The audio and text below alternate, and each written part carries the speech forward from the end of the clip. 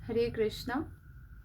श्रीमद् भागवतम स्कंध 1 अध्याय 12 श्लोक नंबर 21। धन्वीनामाग्रणीरेषा तुल्यच्चार्जुनयोर्द्वयोः हुताशा इव दुर्धर्षः समुद्रा इव दुस्तरः। धन्वीनामाग्रणीरेषा तुल्यच्चार्जुनयोर्द्वयोः हुताशा इव दुर्धर्षः समुद्रा इव दुस्तरः। अनुवाद और तात्पर्य श्रील प्रभुपाद के द्वारा। श्रील प्रभुपाद की जय। अनुवाद। महान धनुर्धरों में यह बालक अर्जुन के समान होगा। ये परीक्षित महाराज के बारे में भविष्यवाणी कर रहे हैं ज्योतिषी लोग। यह अग्निदेव के समान दुर्निर्वार तथा समुद्र के भांति दुर्लंघ होगा। यानी कितना वीर बालक होगा, इसके बारे में हमें इस श्लोक में पता चलता है। इतिहास में दो अर्जुन हैं। एक कार्तवीर्य अर्जुन जो हेहय राजा के हेहय नामक जगह है, वहाँ के राजा थे, और दूसरे जो परीक्षित महाराज के दादाजी। दोनों ही अर्जुन अपनी धनुर्विद्या के लिए विख्यात हैं।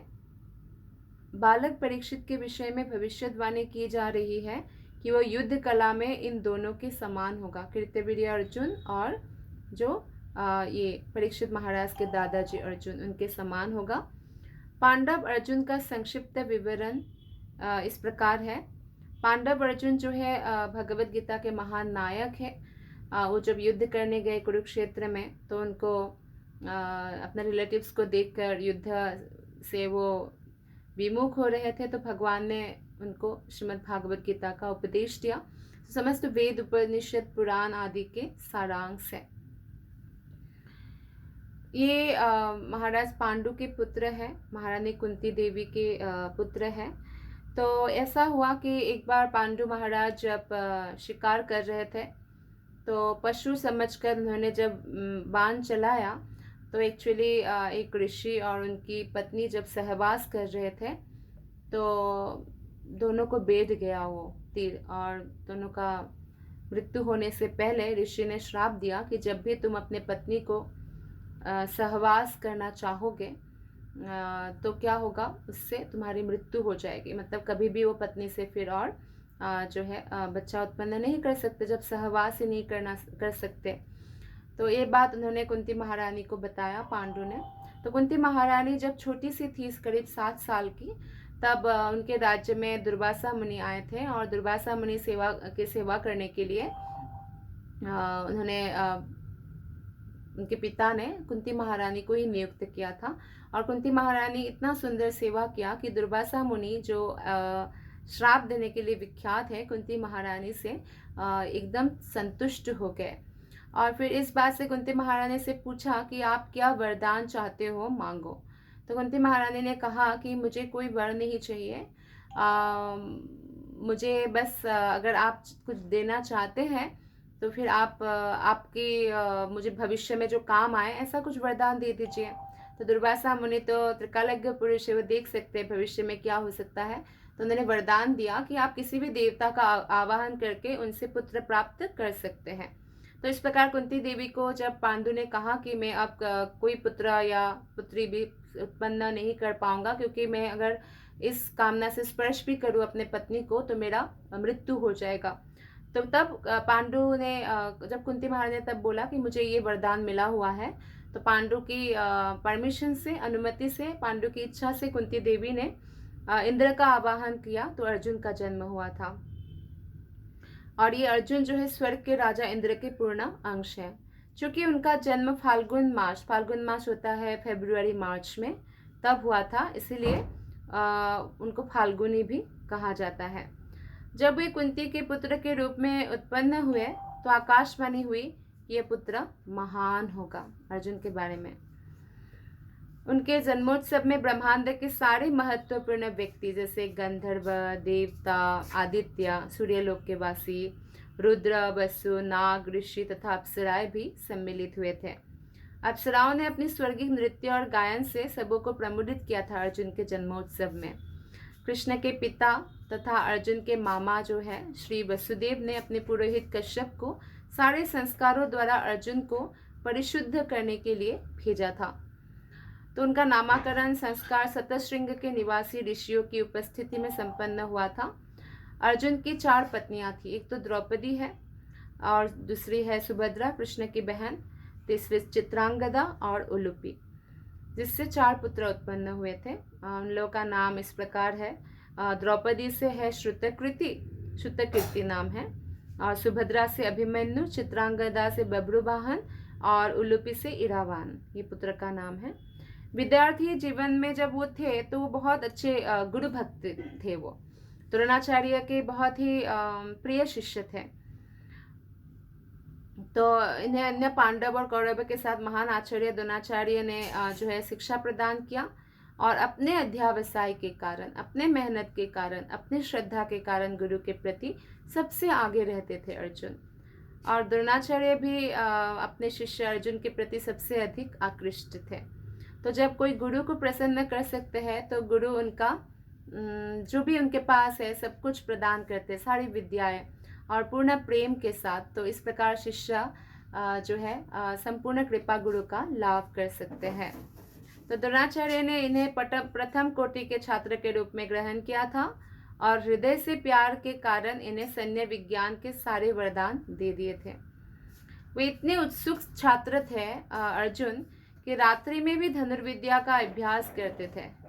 तो इसलिए जब गुरु देखते हैं कि ये शिष्य इतना लायक है, इतना मेहनती है और इतना श्रद्धा भी है इसके हृदय में, तो द्रोणाचार्य ऐसे शिष्य पाकर गुरु को भी बहुत प्रसन्न होता है। तो इसलिए द्रोणाचार्य जो है उनको सबसे श्रेष्ठ धनुर्धर बनाना चाहते थे। वे लक्ष्य भेद की परीक्षा में प्रतिभाशाली रूप से सफल रहे, इसलिए द्रोणाचार्य इनसे बहुत प्रसन्न होते थे। मणिपुर तथा त्रिपुरा के राज परिवार अर्जुन के पुत्र बब्रुवाहन के वंशज हैं। मणिपुर और त्रिपुरा अभी भी है ईस्टर्न साइड ऑफ इंडिया में। अर्जुन ने द्रोणाचार्य को एक घड़ियाल के हमले से बचाया था, और आचार्य ने प्रसन्न होकर उन्हें ब्रह्मशिरस नामक एक अस्त्र प्रदान किया था द्रोणाचार्य ने। महाराज द्रुपद का द्रोणाचार्य से एक्चुअली वैर था, इसलिए था क्योंकि द्रोणाचार्य और द्रुपद एक्चुअली एक साथ ही उन लोगों ने शिक्षा ग्रहण किया था। लेकिन ऐसा हुआ कि जब द्रुपद थे, एक्चुअली राजा के पुत्र और ब्राह्मण के पुत्र एक साथ ऐसा ग्रहण कर सकते हैं। तो लेकिन हुआ ये कि जैसे द्रुपद तो बचपन में तो बहुत फ्रेंडशिप हुई, लेकिन द्रुपद वापस गए तो राजा बने और द्रोणाचार्य तो गरीब ब्राह्मण रहा। तो इससे जब वो मिलने गए, एक बार क्या हुआ, द्रोणाचार्य की जो पत्नी है कृपी है, कृपाचार्य की बहन, तो उनको इतना ऐसा था कि उनके पास एक गाय भी नहीं था और बहुत दरिद्रता हो गई थी। और उस समय उनकी पत्नी तब तक तो कुछ नहीं बोली, जैसे पति रखे वैसे ही रह रही थी। जब पुत्र हुआ अश्वत्थामा, और अश्वत्थामा को पिलाने के लिए भी दूध नहीं था। अश्वत्थामा को जैसे चावल का पानी होता है ना, व्हाइट व्हाइट, उसको ही दूध बोल के पिला दिया करती थी, पर उनको दुख भी होता था। तो उन्होंने द्रोणाचार्य को एक बार कहा कि क्यों ना आप अपने जो मित्र है द्रुपद, आप हमेशा कहते हैं द्रुपद राजा आपका मित्र है, तो आप उनके पास जाइए, मित्र आपको कुछ हेल्प कर सकते हैं। तो मित्र के रूप में जब द्रोणाचार्य द्रुपद के पास गए तो द्रुपद ने उनको मित्र पहचानने से इनकार कर दिया। बोलते आप एक दरिद्र ब्राह्मण के रूप में अगर मुझसे कोई भी दान मांगते हैं तो मैं आपको एक गांव भी दे दूंगा, जितना गाय चाहिए वो भी दे दूंगा, लेकिन आपकी मेरी बराबरी नहीं हो सकती है। आप मित्र, हम आपको मित्र नहीं मान सकते हैं। तो द्रोणाचार्य तो मित्र के रूप में गए थे, उनको याद था बचपन की मित्रता, लेकिन द्रुपद भूल चुका था राजा बन के। तो द्रोणाचार्य को बहुत इस बात का दुख हुआ। वो तो कुछ भी बिना लिए आ गए, लेकिन उन्होंने सोचा कि कभी ना कभी इस बात का ज़रूर उनको मुझे रिप्लाई करना है कि उन्होंने राजा बनने के अहंकार में मेरी मित्रता भूल गए। द्रोणाचार्य को बहुत प्रेम था एक्चुअली द्रुपद से। तो फिर ऐसा भाग्य पलटी कृपाचार्य राजकार्य काज की सारे कार्य में, मैनेजमेंट में इतना बिजी रहने लगे कि वो कौरव या पांडवों की शिक्षा, हालांकि वो वहाँ के राजगुरु थे, फिर भी वो नहीं कर पाते थे। तो उन्होंने अपने बहनोई यानी द्रोणाचार्य को बुला लिया और द्रोणाचार्य पांडव और कौरवों के शिक्षक बन गए। तो वहाँ पे तो फिर उनका बहुत अच्छा दरिद्र जीवन तो रहा नहीं, बहुत अच्छा जीवन रहा। लेकिन जब शिक्षा संपूर्ण हुआ तो पांडव और कौरव सबको उन्होंने यही कहा कि गुरु दक्षिणा यही है। सब लोग पूछते हैं ना गुरु दक्षिणा क्या दूं, यही है कि द्रुपद राजा को परास्त करके मेरे सामने ले आओ। तो सबसे पहले तो जो 100 कौरव है वो लोग गए और हार कर वापस आ गए, क्योंकि द्रुपद कोई साधारण योद्धा तो था नहीं। फिर अर्जुन गए अपने भाइयों के समेत और द्रुपद राजा को परास्त किया और फिर परास्त करके गुरु के पास ले आए।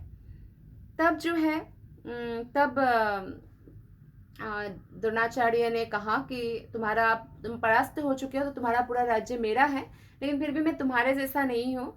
तुम्हारा आधा राज्य तुम्हारा है, आधा राज्य मेरे पुत्र का है। तो इस तरह से पुत्र का मतलब उन्होंने बोला कि आधा मेरा है आधा तुम्हारा है, तो हमारे बराबरी हो गया, अब तो मित्रता कर सकते हैं ना ऐसे। तो इस प्रकार से उन्होंने आधा राज्य जो है अपने पुत्र को दे दिया था। लेकिन द्रुपद इस बात को नहीं हजम कर पाए, तो वो द्रोणाचार्य को शत्रु ही मानते थे। तो इस प्रकार तो महाराज द्रुपद का द्रोणाचार्य से बैर था, इसलिए जब उसने आचार्य पर आक्रमण किया तब अर्जुन उसे बंदी बनाकर द्रोणाचार्य के समक्ष लाए। तो उन्होंने महाराज द्रुपद की नगरी अहिच्छत्रा को घेर लिया और इसे जीत कर द्रोणाचार्य को दे दिया।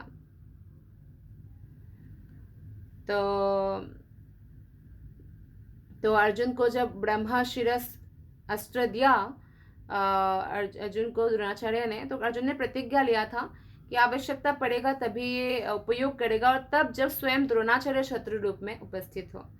इस तरह आचार्य ने कुरुक्षेत्र के भावी युद्ध की भविष्यवाणी की थी, जिसमें द्रोणाचार्य विपक्ष के साथ थे। एक्चुअली ये अर्जुन ने प्रतिज्ञा क्यों किया, क्योंकि द्रोणाचार्य ने अर्जुन को बोला कि ये प्रतिज्ञा करो कि ये अस्त्र जब मैं तुम्हारे सामने शत्रु रूप में उपस्थित हूँ तब उपयोग करना। यानी गुरु जानते थे कि आगे ऐसा होने वाला है, कौरव पांडव का युद्ध होने वाला है और अर्जुन को गुरु के ही शत्रु बन के खड़ा होना पड़ेगा। तो इस प्रकार इसीलिए अर्जुन से ऐसी प्रतिज्ञा लिया कि इसे मैं जब शत्रु रूप में हूं तब उपयोग करना। तो महाराज द्रुपद ने जब अर्जुन का युद्ध कौशल देख लिया था और अर्जुन के हाथों परास्त हो गए थे, तभी उन्होंने सोचा था कि मेरी अगर कोई पुत्री हुई तो इस वीर पुरुष को दूंगा। तो फिर बाद में वो जाके यज्ञ भी करवाते हैं और उस यज्ञ से वो ऐसा पुत्र चाहते हैं जिससे जो धृष्टद्युम्न पैदा होता है, जो द्रोणाचार्य को मार दे। ऐसा द्रोणाचार्य को ये बात पता भी था, फिर भी जब द्रुपद उनके पास गए कि मेरे पुत्र को आप शिक्षा प्रदान करें, तो सहर्ष स्वीकार कर लिया, क्योंकि जो विद्वान व्यक्ति होते हैं वो भगवान के ही जो भी प्लानिंग होते हैं या भगवान की इच्छा समझकर सब स्वीकार कर लेते हैं। कंस जैसा बिहेव नहीं करते। इसे कंस ने अच्छा द्रौपदी के अथवा पुत्र मुझे मारेगा तो द्रौपदी को मारने चले, ऐसा द्रोणाचार्य ने किया। हालांकि धृष्टद्युम्न उनके साथ ही हमेशा रहते थे, जबकि द्रोणाचार्य को पता था यज्ञ से ये उत्पन्न है और मुझे मारने के लिए उत्पन्न हुआ है, फिर भी शिक्षा दिया। ये होती है महानता। तो इसके बाद जो है उन्होंने द्रौपदी को भी उसी यज्ञ से उत्पन्न हुई थी। तो द्रौपदी का विवाह अर्जुन से ही कराने के लिए जानबूझकर ऐसा स्वयंवर रचाया जिसमें भावी पति को छत से लटकती मछली की आंख को बेधना था। यह युक्ति जानबूझकर इसलिए की गई थी कि केवल अर्जुन ही ऐसा कर सकते और कोई योद्धा ऐसा नहीं कर सकते थे। इस तरह वो अपने योग्य पुत्री को अर्जुन को सौंपने की अपनी योजना में सफल रहे। द्रुपद राजा। उस समय अर्जुन और सभी भाई दुर्योधन से किए गए समझौते के अनुसार लाक्षागृह की अग्नि से बचकर अज्ञातवास कर रहे थे। अतएव अर्जुन तथा उसके भाइयों ने ब्राह्मण वेश में द्रौपदी स्वयंवर में भाग लिया। और क्योंकि लाक्षागृह में जलाने की कोशिश किया गया जानबूझकर दुर्योधन ने, तो सारे भाई जो है बचकर निकले, क्योंकि विदुर ने एक प्रकार से उनको एक हिंट दिया कि अगर कोई आग लग जाए जंगल में तो कौन बचता है। कौन बचता है? चूहा, क्योंकि जो बिल बनाते हैं अंदर घुसा रहता है मिट्टी के अंदर, तो उसको आग स्पर्श नहीं कर सकता। तो इस प्रकार लाक्षागृह में भी उन लोगों ने सुरंग बनाया और फिर लोग अग्नि से बचकर अज्ञातवास कर रहे थे, क्योंकि उनको समझ में आ गया था कि ये कौरव जो है उनके पीछे किसी भी तरह से मारने के लिए लगे हुए हैं। तो इसलिए ब्राह्मण के वेश में द्रौपदी के स्वयंवर में वो भाग लेने गए थे। और जब वहाँ पर एकत्रित समस्त क्षत्रिय राजाओं ने देखा कि वो लोग हार गए, वो ये नहीं कर पाए, कोई भी क्षत्रिय राजा उस मछली को भेद नहीं पाया, तो एक ब्राह्मण यानी अर्जुन ब्राह्मण के रूप में उस मछली को भेद दिया। तो द्रौपदी ने उनको पति स्वीकार किया, क्योंकि शर्त के अनुसार ऐसा ही था। तो ब्राह्मण को पति रूप में चुना। जब क्षत्रिय राजा ने ये देखा, तब कृष्ण बलराम ने अर्जुन के परिचय का भेद का खुलासा किया था। हरिद्वार में उनकी भेंट नागलोक की कन्या उलूपी से होती है। अर्जुन की भेंट, वे उससे आकृष्ट हुए उलूपी से, और इस प्रकार इरवान का जन्म हुआ। इसी प्रकार उनकी भेंट मणिपुर की राजा की पुत्री चित्रांगदा से हुई थी और उससे बब्रुवाहन पैदा हुआ। भगवान श्री कृष्ण ने अपनी बहन सुभद्रा के अपहरण के लिए अर्जुन की सहायता करने की योजना बनाई। क्यों? क्योंकि बलदेव जो है, बलदेव से दुर्योधन ने किसी तरह गदा युद्ध सीखकर उनको थोड़ा कन्विंस कर लिया था सुभद्रा से विवाह कराने के लिए। तो उनका बड़ा भाई बलराम तो तैयार थे कि सुभद्रा से दुर्योधन का ही विवाह कराएंगे। तो इसलिए कृष्ण ने योजना बनाया कि अर्जुन के साथ जो है अर्जुन सुभद्रा का बलपूर्वक अपहरण करके विवाह कर ले, ऐसा दिखाया था। तो युधिष्ठिर भी श्री कृष्ण से सहमत थे, बड़ा भाई अर्जुन का, और इस तरह अर्जुन ने बलपूर्वक सुभद्रा का अपहरण करके उसके साथ विवाह कर लिया। सुभद्रा का पुत्र का नाम है अभिमन्यु, और उसकी मृत्यु जो है जब परीक्षित महाराज गर्भ में थे उत्तरा माता के, तभी हो गया था, जबकि सिर्फ 16 साल का करीब उम्र था, और गलत तरीके से उनका वध किया गया। बहुत वीर था अभिमन्यु। उसके बाद परीक्षित महाराज ने पुत्र रूप में जन्म लिया। अर्जुन ने खांडव वन का अग्निदाह करके जब अग्निदेव को प्रसन्न कर लिया था, खांडव वन जो है पूरा अग्निदेवता को खाने दिया खांडव वन, तो अग्निदेव प्रसन्न हो गए। तो अग्निदेव ने उन्हें एक अस्त्र प्रदान किया था। जब अर्जुन ने खांडव वन में अग्नि लगा दी तो इंद्र इतना क्रुद्ध हुआ, जबकि इंद्र उनके पिता है, और उसने अन्य देवताओं की सहायता से अर्जुन पर चढ़ाई कर दी, किंतु वे सब अर्जुन द्वारा पराजित हुए और इंद्रदेव को स्वर्ग लौट जाना पड़ा। तो अर्जुन ने एक मयासुर की भी रक्षा करने का वचन दिया था, और उन्होंने अर्जुन को एक मूल्यवान शंख प्रदान किया जिसका नाम देवदत्त था, जो अर्जुन बजाते। इसी प्रकार इंद्रदेव ने उनकी शूरवीरता से प्रसन्न होकर उनको अनेक अस्त्र प्रदान किए। और जब महाराज युधिष्ठिर मगध के राजा जरासंध को हरा पाने में निराश हो रहे थे, तो अर्जुन ही थे उन्हें इस प्रकार आश्वासन दिया था, और तब अर्जुन, भीम और कृष्णा उसका वध करने के लिए मगध के लिए रवाना होते हैं। क्योंकि जरासंध जो है, आपको पता है कि कृष्ण से भी युद्ध करने के लिए 17 बार मथुरा आए, युद्ध करते रहे, हर बार सारे सेना मारे दिए जाते हैं और जरासंध को बचाकर भेज दिया जाता है। क्यों बदला ले रहा था? क्योंकि कृष्ण ने कंस को मारा और जरासंध ने अपनी दोनों बेटियों का विवाह कंस से किया था, और दोनों बेटी विधवा होकर जरासंध के पास जाती है तो पिता को दुख होता है। तो इसलिए कृष्ण से युद्ध करने के लिए 17 बार इस प्रकार युद्ध रचाया, बार बार अकेला ही वापस गया, फिर भी सारे आसुरिक व्यक्तियों को इकट्ठा करके फिर आते थे। तो सारे असुरों को भगवान एक ही जगह बैठे बैठे मारते थे।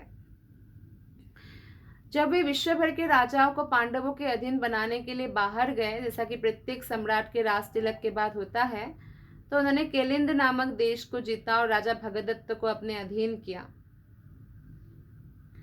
इसके बाद वे अंत्यगिरी, उलूकपुर तथा मोदपुर जैसे देशों में विचरते रहे और समस्त राजाओं को अपने अधीन बनाया।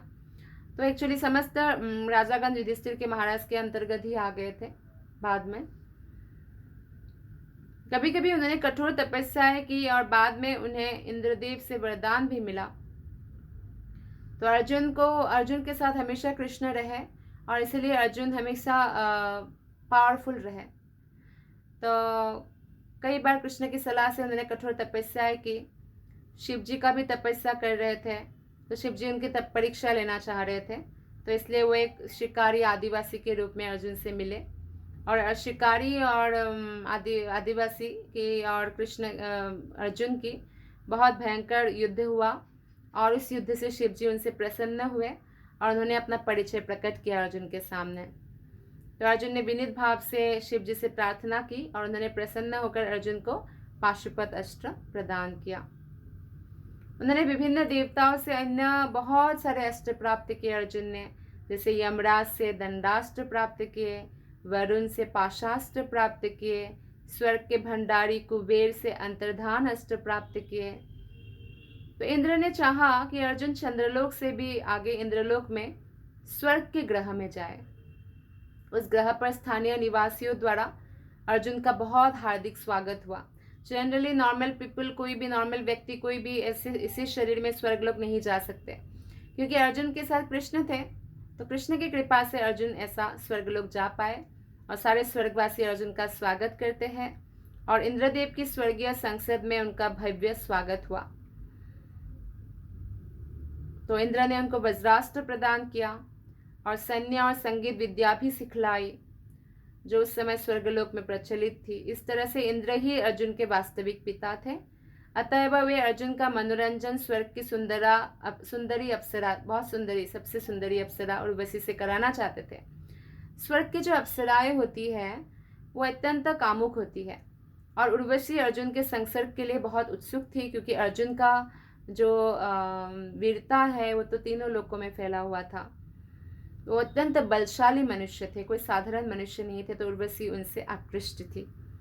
वो उनसे उनके कक्ष में मिलने गई उर्वशी और उनसे अपनी इच्छा व्यक्त की, किंतु अर्जुन ने अपनी आंखें बंद कर लिया और उनको माता के रूप में संबोधित किया कि आप तो कुरुवंश की माता के रूप में हैं। और निर्दोष चरित्र का इससे पता चलता है कि अर्जुन कितना निर्दोष चरित्र के है। कोई स्वर्ग जाए और अप्सरा स्वयं उनसे आकृष्ट होकर आए, और वो भी सबसे सुंदरी अप्सरा, और फिर भी उनको माता ज्ञान करे, ये कोई साधारण बात नहीं है। तथा उर्वशी को कुंती, माद्री और इंद्र पत्नी सची देवी की कोटि में ला दिया। निराश होकर उर्वशी बहुत निराश हो गई और अर्जुन को श्राप दिया और वहां से चली गई। श्राप ये दिया कि वो जो है नपुंसक हो जाए। तो 1 वर्ष, ऐसे तो नपुंसक हो जाने का श्राप दिया था, क्योंकि उर्वशी को उन्होंने माता बोल दिया था, यानी उर्वशी कामुक थी लेकिन उर्वशी के साथ उन्होंने संबंध नहीं बनाया, तो इससे वो बहुत रुष्ट हो गई थी। तो फिर इंद्र ने ही उर्वशी को कह कर के नहीं, आप नपुंसक का श्राप दिया है ठीक है, पर उसको घटाकर 1 वर्ष कर दो पृथ्वी के। तो उर्वशी ने राजा की बात माना और 1 वर्ष के लिए ही श्राप दिया। तो अर्जुन फिर वो 1 वर्ष अज्ञातवास में बृहन्नला के रूप में उत्तरा को संगीत नृत्य आदि सिखा रहे थे और विराट राजा के उधर। और फिर जब अर्जुन का सही पहचान पता चला तो राजा ने चाहा भी कि अपनी पुत्री अर्जुन को दे, कौन नहीं चाहेगा, लेकिन अर्जुन ने कहा नहीं, ये मेरे पुत्र वधू के उम्र के समान है, तो मेरे पुत्र अभिमन्यु के लिए इसको मैं ग्रहण करता हूँ, क्योंकि मैं इसकी गुरु हूँ, मैंने इसको सिखाया है। तो इस तरह से विवाह होता है उनके पुत्र अभिमन्यु से उत्तरा का। जब उनका घोर विरोधी चचेरा भाई दुर्योधन गंधर्वों के चंगुल में था, तो उसकी रक्षा करने के उद्देश्य से अर्जुन ने गंधर्वों से अनुनय विनय की थी कि मेरे भाई को छोड़ दीजिए, लेकिन गंधर्वों ने ऐसा करने से मना कर दिया। तो उनसे युद्ध करके अर्जुन ने दुर्योधन को छुड़ाया। हालांकि दुर्योधन हमेशा अर्जुन का बुरा ही सोचते हैं, पांडवों का बुरा सोचते हैं, फिर भी अर्जुन ने उनको छुड़ाया था। जब समस्त पांडव अज्ञातवास कर रहे थे तो ये राजा विराट के दरबार में क्लीव यानी हिजड़ा के रूप में उपस्थित होकर अपनी भाभी पुत्र वधू उत्तरा के संगीत शिक्षक बने और विराट के दरबार में बृहन्नला के नाम से विख्यात हुए। अर्जुन बृहन्नला के रूप में वे राजा विराट की पुत्र उत्तर के पक्ष से लड़े भी थे और अज्ञातवास काल में उन्होंने कुरुओं को भी हराया था। उनके गुप्त अस्त्र एक शमी वृक्ष में सुरक्षित रखे गए थे, क्योंकि अर्जुन का गांडीव तो कहीं तो छुपाना पड़ेगा, तो शमी वृक्ष में छुपाया गया था। और उन्होंने उत्तर को आदेश दिया था, जो विराट राजा के पुत्र था, जब कुरु कौरव लोग युद्ध करने आए थे तो आदेश दिया था कि आप जाके उस शमी वृक्ष से वो अस्त्र ले आओ। तो बाद में उत्तर को उनका और उनके भाइयों की असली पहचान प्रकट भी करते हैं अर्जुन। द्रोणाचार्य को कुरुओं तथा विराटों के युद्ध में अर्जुन के उपस्थित होने की सूचना दी गई थी। बाद में अर्जुन ने कुरुक्षेत्र के युद्ध क्षेत्र में कर्ण तथा अन्य बड़े बड़े सेनापतियों का वध भी किया। कुरुक्षेत्र युद्ध के पश्चात उन्होंने अश्वत्थामा को दंड भी दिया था, क्योंकि अश्वत्थामा ने द्रौपदी के 5 पुत्रों का सर काट दिया था। तब सभी भाई भीष्मदेव के पास गए थे और भीष्मदेव तब उपदेश देकर अपना शरीर छोड़ते कृष्ण के सामने। यह अर्जुन के कारण ही संभव हुआ कि कुरुक्षेत्र के युद्ध स्थल में भगवान ने भगवत गीता का प्रवचन दिया और हमें भगवत गीता जैसे महान गीतोपनिषद मिला, जो सारे वेद उपनिषद पुराण का सारांश है। कुरुक्षेत्र के युद्ध भूमि में उनके आश्चर्यजनक कार्यों का महाभारत में विशद वर्णन हुआ है। अर्जुन का बहुत गुणानुकीर्तन भी हुआ है उनकी वीरता का, किंतु अर्जुन अपने ही पुत्र बब्रुवाहन द्वारा मणिपुर में पराजित हुए थे और मूर्छित हो गए, पर उलूपी ने तब उनकी रक्षा की थी। भगवान कृष्ण के अंतर्ध्यान होने का समाचार अर्जुन द्वारा महाराज युधिष्ठिर को दिया गया था। पुनः अर्जुन ने द्वारका की यात्रा की तो कृष्ण की सारी विधवा पत्नियों ने उनके सामने विलाप किया। वे उन सबों को वसुदेव के पास ले गए और सांत्वना दी।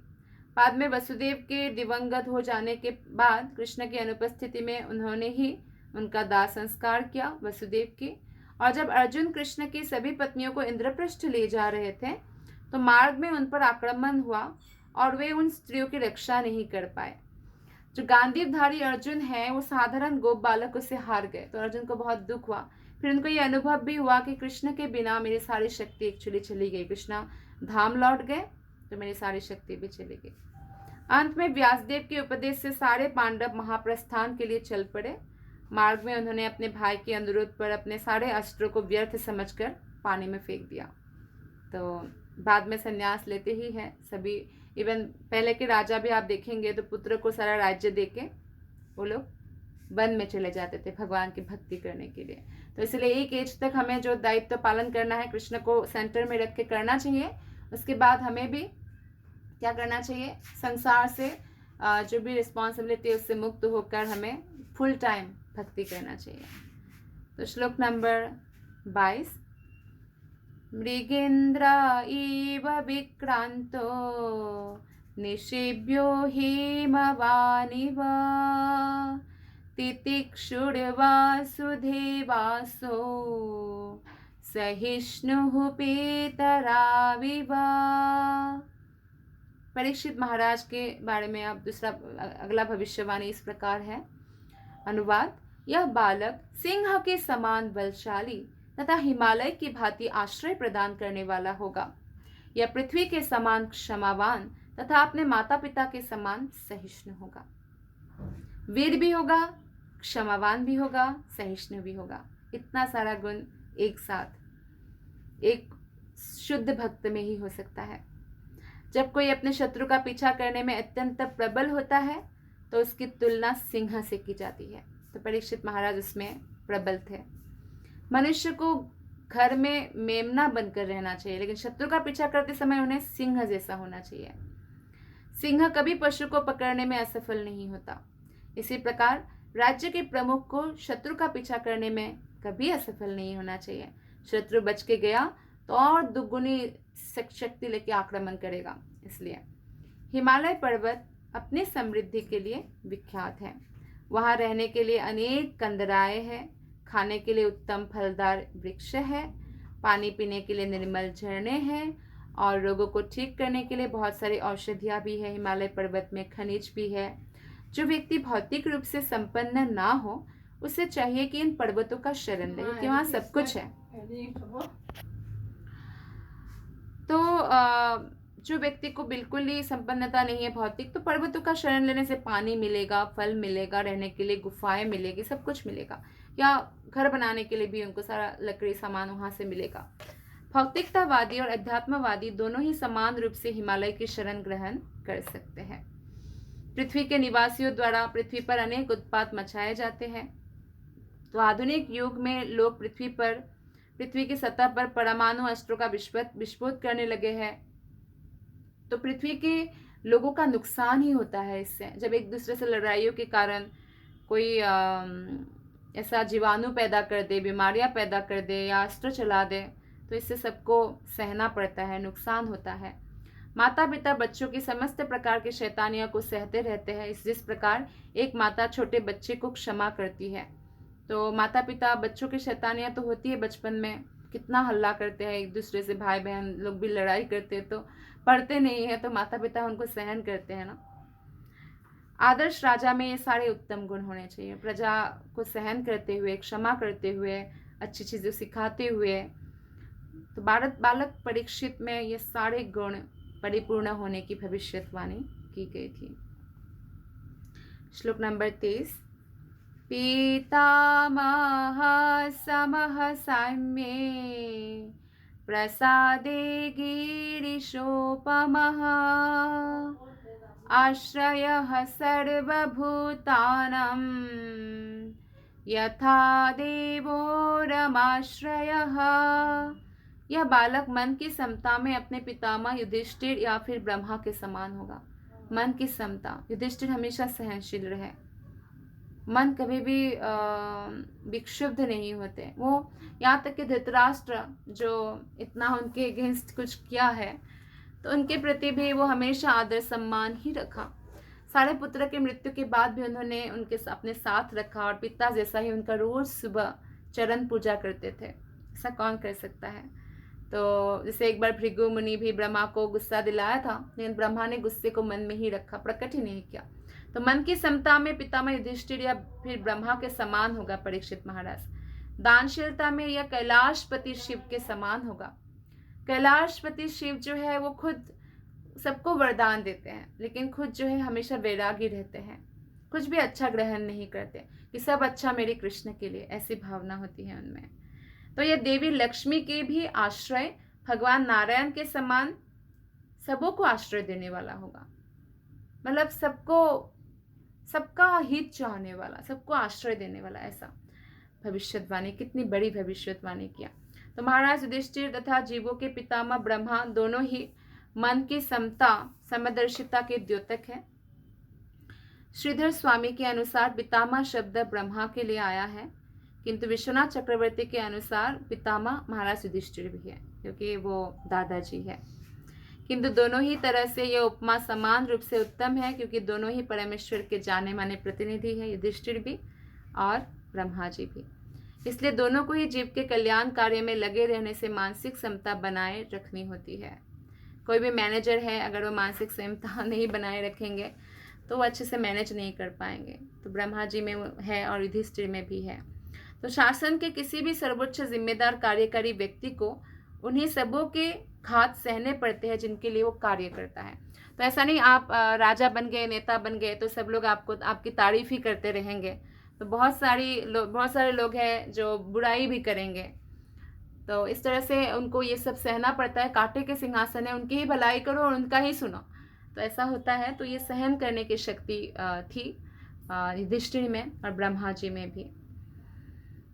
ब्रह्मा जी की आलोचना गोपियों तक नहीं भी की, जो भगवान के महानतम पूर्ण भक्त है गोपियाँ ब्रह्मा जी के कार्य से असंतुष्ट थी, क्योंकि ब्रह्मा जी ने ये पलक बनाई ना सृष्टि में, पलक। तो कृष्ण को लोग दर्शन करते, पलक ऐसे बीच बीच में जब जाती है ना, तो वो लोग बोलते हैं अरे ये भी हमारा बाधा डाल रहे कृष्ण के दर्शन में, पलक। तो इसलिए बोलते हैं कि उन्होंने पलकें बनाई, जिनके कारण भगवान कृष्ण का दर्शन करने में उन्हें बाधा पहुंचती है। तो वे क्षण भर भी पलक झपकना पसंद नहीं करती थी, क्योंकि उनके परम प्रिय भगवान का दर्शन इससे रुक जाता था। इसलिए अन्यों के विषय में क्या कहा जाए, जो किसी भी उत्तरदायी व्यक्ति के हर कार्यों की आलोचना करते रहते हैं। तो ये कांटे का सिंहासन है ही। कई बार माता पिता तो अपने बच्चों के लिए निस्वार्थ भाव से कितना कार्य करते हैं, तो बच्चे बड़े होकर कई बार कह देते हैं कि आपने हमारे लिए किया ही क्या है। तो आलोचना होती ही है ऐसे पोजिशंस में, जैसे कि नेता हो या राजा हो। इसी प्रकार महाराज युधिष्ठिर को अपने शत्रुओं द्वारा उत्पन्न की गई अनेक विषम परिस्थितियों का सामना करते रहना होता था, किंतु सभी नाजुक परिस्थितियों में भी वे मानसिक संतुलन हमेशा बनाकर रखते, कभी भी मानसिक संतुलन खोते नहीं हैं। अतः मानसिक समता बनाए रखने में दोनों पितामहों का उदाहरण अत्यंत उपयुक्त है। शिव जी जो है भिखारियों को दान देने के लिए विख्यात देवता है, इसलिए उनका नाम है आशुतोष। इसका मतलब है शीघ्रता पूर्वक प्रसन्न होने वाला। उनको भूतनाथ भी कहा जाता है, जिसका अर्थ है सामान्य यानी गवई लोगों का स्वामी, जो उनके प्रति इसलिए आकर्षित होते हैं क्योंकि वे भविष्य के बारे में विचार के बिना उदार रूप से वरदान देते, जो जो मांगते दे देते। इसे वृकासुर को दिया था, वृकासुर ने वर मांगा। वृकासुर जो है उन्होंने पहले तो ये जानकारी ली कि कौन सबसे जल्दी प्रसन्न होते, कौन देवता, कि शिव जी आशुतोष है। तो वृकासुर ने आशीर्वाद लिया कि मैं हाथ जिसके सर पे भी रखूँ वो सर टुकड़ा टुकड़ा होकर मर जाए। और जब वरदान दिया शिव जी ने, तो शिव जी के ही सर पे रखने जा रहे थे, भाग रहे थे शिव जी के पीछे पीछे। तब भविष्य के बारे में सोचे बिना शिव जी ने वरदान दिया, तो भगवान विष्णु ने उनकी रक्षा की। एक बालक के रूप में आके वृकासुर को बोला, क्यों आप उनके पीछे भाग रहे हो? तो बोलते उन्होंने ऐसा वरदान दिया, तो मैं उनके सर पे रख के देखना चाहता हूँ। तो बोलते अरे ये तो सबसे दक्ष ने इनको श्राप दिया, दक्ष ने इनको किया, तब से तो ये भूत पिशाच बन गए, इनकी बड़ कोई काम का नहीं है, आप अपने सर पे हाथ रख के देख लो। तो उन्होंने सर पे हाथ रखा तो खुद ही मर गया, भगवान ने उनको बचाया। तो शिव जी बिना भविष्य के बारे में सोचे इतने उदार है, दान दे देते, वरदान देते हैं। रावण शिव जी के प्रति अत्यधिक आसक्त था, रावण, और वह उन्हें सरलता से प्रसन्न करके इतना शक्तिशाली बन गया कि उसने भगवान राम की सत्ता को चुनौती देना चाहा। निस्संदेह जब रावण शिव जी के आराध्य भगवान राम से लड़ा, तो शिव जी ने उसकी कोई सहायता नहीं की, क्योंकि शिव जी भी भगवान राम के भक्त हैं। तो इस प्रकार जो है शिव जी बहुत उदार है वरदान देने में। तो इस तरह शिव जी कभी कभी मुसीबत में पड़ जाते हैं, जैसे वृकासुर के केस में, तो भगवान विष्णु ने उनको अपने माया से बचा लिया था। और सबसे ये बात है कि शिव जी कभी भी किसी को किसी भी प्रकार का वरदान देने से मना नहीं करते, इसलिए उनको सबसे उदार कहा गया है। यद्यपि कभी कभी उनसे ऐसी कुछ भूल हो भी जाती है, जैसे कि हमने देखा वृकासुर के केस में। और रमा का अर्थ होता है भाग्य की देवी। इस श्लोक में जो रमा है, तो भाग्य की देवी यानी लक्ष्मी देवी। और उनके आश्रय कौन है? भगवान विष्णु है। तो भगवान विष्णु समस्त जीवों के पालक है, तो सबके आश्रय है भगवान विष्णु। आत्म साक्षात्कार के मार्ग पर अग्रसर होने के लिए उन सबको जीवन की समस्त सुविधाएं प्रदान की जाती है, लेकिन इंद्रिय तृप्ति के मार्ग में वे माया के कारण कठिनाई में फंस जाते हैं, अतएव वे आर्थिक विकास की मिथ्या योजना के मार्ग पर चले जाते हैं। तो बहुत लोग लक्ष्मी की पूजा तो करते हैं, उनको लक्ष्मी चाहिए, पैसा चाहिए, उनको लगता है पैसा से मैं सब कुछ कर लूँगा, लेकिन पैसा से आप मृत्यु को नहीं जीत सकते, और मृत्यु के बाद जो आप कहाँ जाएंगे वो निर्धारित नहीं कर सकते कि मैं वो जगह खरीद लूँ, ऐसा नहीं हो सकता है कि वैकुंठ जगत में पैसा से जाऊँगा, ऐसा नहीं हो सकता। वो कृष्णा प्रेम धन से ही जा सकते हैं। तो इसलिए बहुत सारे लोग जो है आर्थिक विकास में फंस जाते हैं, और ये लोग सदैव भ्रामक लक्ष्मी देवी के पीछे पीछे लगे रहते हैं। लेकिन ये लोग यह नहीं जानते हैं कि लक्ष्मी जी जो है ओरिजिनल लक्ष्मी, वो केवल विष्णु की संरक्षण में रहते हैं। जो भगवान विष्णु की, कृष्ण की आराधना करते हैं, वहाँ लक्ष्मी चंचल नहीं रहती है, क्योंकि वो भगवान को छोड़कर कहीं भी नहीं जाती है। विष्णु के बिना लक्ष्मी जी माया है एक्चुअली। जो विष्णु के बिना लक्ष्मी की आराधना करते हैं ना, वो माया देवी है एक्चुअली, वो ओरिजिनल लक्ष्मी नहीं है। इसलिए हमें प्रत्यक्ष रूप से लक्ष्मी जी का आश्रय ना ढूंढकर विष्णु का आश्रय ढूंढना चाहिए। केवल विष्णु तथा उनके भक्त ही सबों को आश्रय प्रदान कर सकते हैं, और चूंकि महाराज परीक्षित की रक्षा स्वयं विष्णु कर रहे थे, अतएव यह सर्वथा संभव था कि अपने शासन में रहने वाले सबको परीक्षित महाराज पूरा संरक्षण प्रदान कर सकते हैं। श्लोक नंबर 24। सर्वा सद्गुणमाहात्म्ये एषा कृष्णामनुव्रतः रन्ति देवा इवोदारो ययातिरिव धार्मिकः यह बालक भगवान श्री कृष्ण के चरण चिन्हों का पालन करते हुए उन्हीं के समान होगा।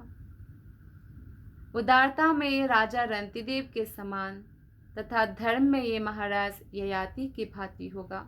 तो समस्त महान महान व्यक्तियों के साथ नाम जोड़कर परीक्षित महाराज की भविष्यवाणी करते हैं। कितना महान परीक्षित महाराज है। भगवत गीता में भगवान कृष्ण का अंतिम उपदेश यह है कि मनुष्य सब कुछ त्याग कर कृष्ण के चरण चिन्हों का अनुसरण करें। तो परीक्षित महाराज ऐसे ही राजर्षि थे। राजा तो वो पूरी पृथ्वी का थे, लेकिन ऋषि जैसा तपस्वी का जीवन वो बिताते थे भगवान कृष्ण का स्मरण करते हुए। अल्पज्ञानी लोग इस महान उपदेश को स्वीकार नहीं करते और वो भगवान के चरण चिन्हों को अपना जीवन का लक्ष्य नहीं मानते हैं। ये उनका दुर्भाग्य ही है। किंतु जो बुद्धिमान है इस उपदेश को तुरंत ग्रहण करता है, कृष्ण का तुरंत शरण ग्रहण करते हैं और लाभान्वित होते हैं। तो मूर्ख लोग यह नहीं जानते कि संगति से ही गुण ग्रहण किए जाते हैं। यहाँ तक कि भौतिक अर्थ में भी अग्नि की संगति से कोई भी वस्तु गर्म हो जाती है। ये संगति का असर होता है। इसलिए जो कोई भगवान की संगति करेगा, भगवान के भक्तों की संगति करेगा, वो निस्संदेह अति उत्तम व्यक्ति बन सकते हैं या भगवान के समान ही योग्य बन सकते हैं, यानी भगवत धाम जाने के अधिकारी बन सकते हैं। भगवान की घनिष्ठ संगति से हम 78% भगवत गुण प्राप्त कर सकते हैं। 78%। तो भगवान के आदेशों का पालन करना ही भगवान की संगति करना है। और भगवान का आदेश कहाँ पे है? भगवत गीता में है, श्रीमद् भागवतम में है। तो इन शास्त्र को हमें स्क्रूटिनाइजिंगली पढ़ना चाहिए, श्रवण करना चाहिए भक्तों से और इसको अप्लाई करना चाहिए अपने जीवन में। इस तरह हम 78% भगवत गुण प्राप्त कर सकते हैं। कोई भी अच्छा गुण जब हमारे अंदर आता है ना, तो हम ही सुखी होते हैं एक्चुअली। और बुरे गुण से हम ही कष्ट पाते हैं। बुरा गुण जैसे ईर्ष्या होना, हम ही जलते रहते हैं। क्रोध होना, हम ही कष्ट पाते हैं। तो इसलिए हमें भगवत गुण को प्राप्त करना चाहिए कृष्ण का संगति करके। भगवान कोई भौतिक वस्तु नहीं है जिसकी उपस्थिति का अनुभव ऐसा संग करने के लिए आवश्यक होता है। भगवान सर्वत्र है, सभी समय उपस्थित है, हम सबको देख रहे हैं, हम सभी की भावनाओं को समझते हैं। यह पूरा संभव है कि केवल उनके आदेश पालन करके ही हमें उनकी संगति प्राप्त हो जाएगा। हम उनके नाम, यश, रूप, लीला, धाम आदि का जब गुणानुकीर्तन करेंगे। महाराज परीक्षित अपने माता के गर्भ से लेकर अपने अमूल्य जीवन के अंतिम क्षणों तक भगवान की संगति में रहे। भगवान का स्मरण करना, भगवान का कीर्तन करना, भगवान के बारे में कथा श्रवण करना, ये सब भगवान की संगति है। इससे हम भगवान के जो है सारे अनिवार्य उत्तम गुण हम भी अर्जित कर सकते हैं कृष्ण की कृपा से। रंतिदेव के बारे में इस श्लोक में उल्लेख हुआ है कि रंतिदेव के समान होगा परीक्षित महाराज।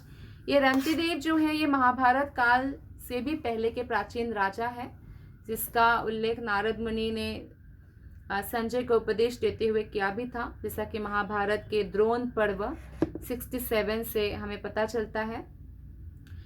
रंतिदेव बहुत महान राजा थे और आतिथ्य के लिए तथा भोजन वितरण करने के लिए वो विख्यात थे। जहाँ तक कि भगवान कृष्ण ने भी इनके दान तथा आतिथ्य की बहुत प्रशंसा किया। कृष्ण भी, स्वयं भगवान ने भी प्रशंसा किया।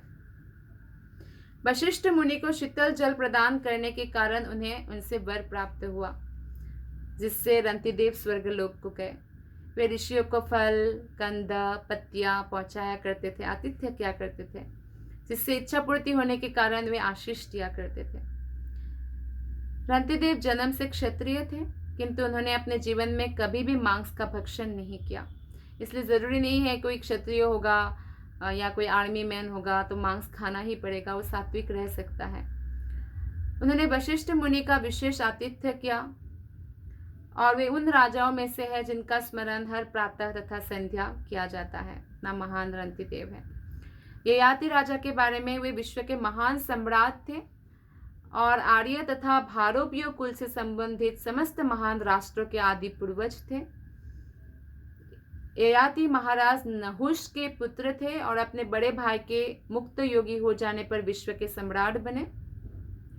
उन्होंने कई हजार वर्षों तक राज्य किया ययाति ने, और अनेक यज्ञ और पुण्य कार्य भी किया। उनका प्रारंभिक यौवन बहुत वासनामय और प्रेमपूर्ण कहानियों से भरा पड़ा था।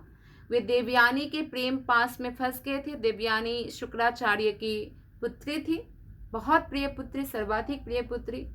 देवयानी ब्राह्मण थी और एक क्षत्रिय थे। देवयानी उनसे विवाह करना चाहती थी, लेकिन ययाति ने उनसे स्वीकार करने से मना कर दिया था। एक्चुअली हुआ ये था कि ययाति शुक्राचार्य की बेटी थी, और जो है राजा की पुत्री के साथ जैसे उनकी मित्रता था, तो दोनों सखी थी। तो एक बार वो गए थे, तो किसी बात से उनको बहस हो गई।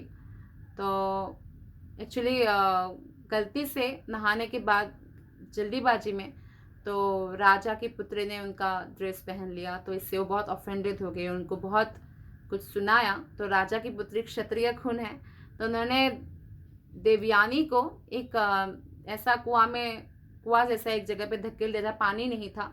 तो वहाँ से उठाने के लिए ययाति वहाँ पे आए थे, तो उन्होंने उनकी रक्षा की। तो देवयानी उनसे आकृष्ट हो गई।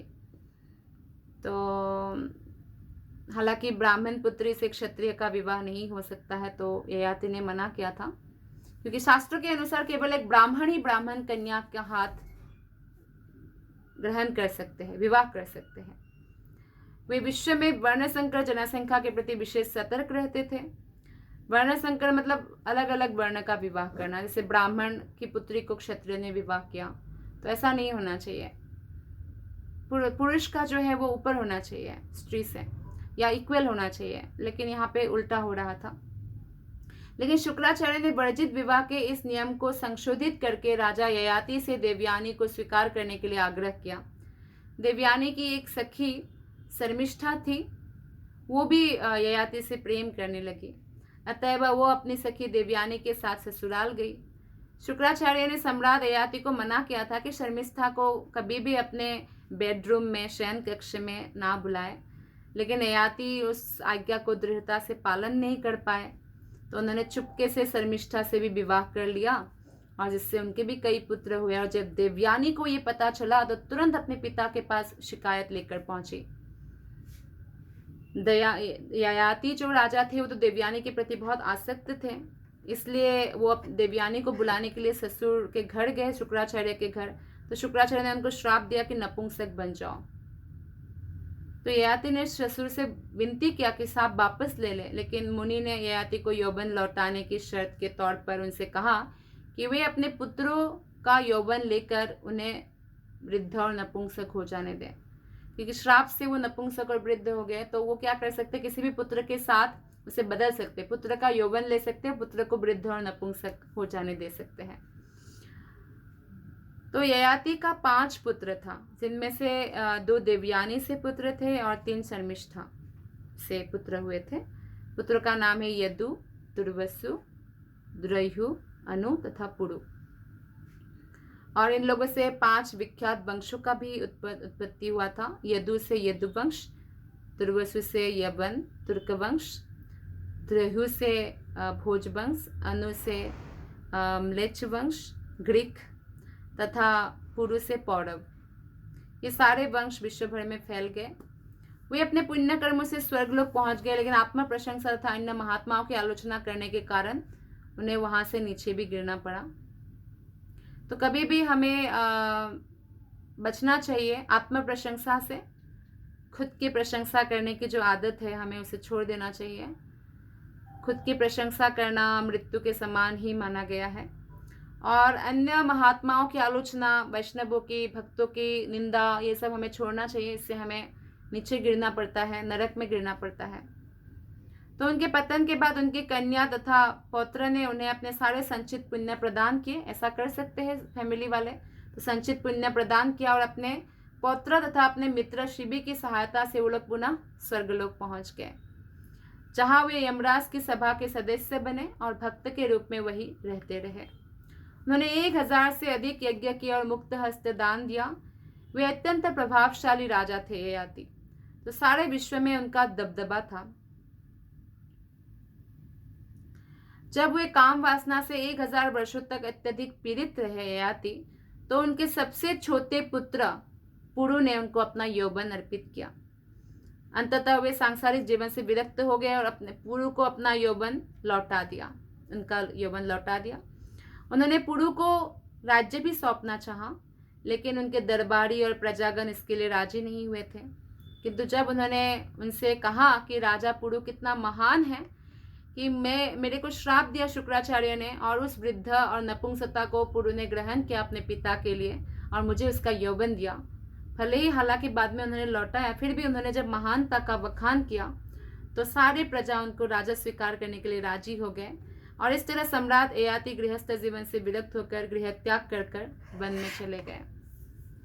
तो हम देखते हैं कि भले ही कोई कैसा भी हो, शुरुआत में अगर उन्होंने भगवान का शरण ग्रहण किया और इस प्रकार भौतिक जगत से जो उनका आसक्ति है उसको ख़त्म किया, तो अंत में उनका गति जो है प्राप्त होती है, जो मनुष्य के परम चरम लक्ष्य है कि भगवान कृष्ण का प्रेम प्राप्त हो, भगवत धाम प्राप्त हो, प्राप्त होता है। तो इसलिए हर एक व्यक्ति को ये प्रयास करना चाहिए, भले ही उनका पास्ट कैसा भी हो, प्रेजेंट उनका कृष्णमय हो, कृष्ण ही उनका जीवन का लक्ष्य हो। धन्यवाद। हरे कृष्ण।